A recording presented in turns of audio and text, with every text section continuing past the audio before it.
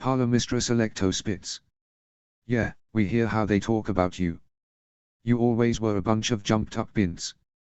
Thinking you're so much better than everyone else. Ginny supposes that answers the question of whether or not Alecto ever received an invitation. What? Nothing to say. Alecto says, clearly annoyed that she hasn't made Ginny lose her temper. As if a few nasty words could ever push Ginny to rashness. I'm sorry, but I don't know anything, Ginny says. Amycus steps forward, a feral smile on his face that sends a shiver of fear down Ginny's spine. Then I reckon we'll have to find a way to loosen your tongue. With a flick of his wrist, ropes bind Ginny to the chair, a feeling of helplessness crawling up her throat. She pushes the terror ruthlessly back. Fear is a tool. It does not control you. Amycus lifts his wand. She knows she screams.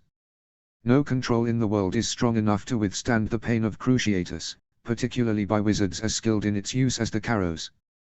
What she can't tell is how many times they curse her, how long it lasts. It seems to go on and on and on, but could easily have only been moments. When it finally lifts, she hangs forward against the ropes, feeling sweat dripping down her face. Her muscles continue to twitch with residual magical energy. Please, she pants when she has enough breath to. I don't know anything. Alecto growls, striding towards her and grabbing her chin. You think we don't know what you are, she hisses. I am stone, she thinks. I am stone and you are water, flowing past. You aren't anything but a wisp of wind. You and your blood traitor family. Alecto says, breath hot on her cheek. Amycus laughs.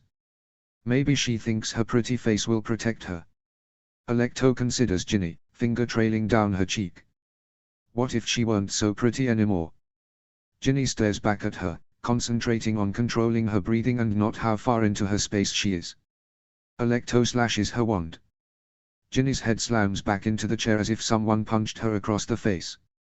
Stars swim in her vision, blood blooming on her tongue. What is going on in here? A mild voice asks.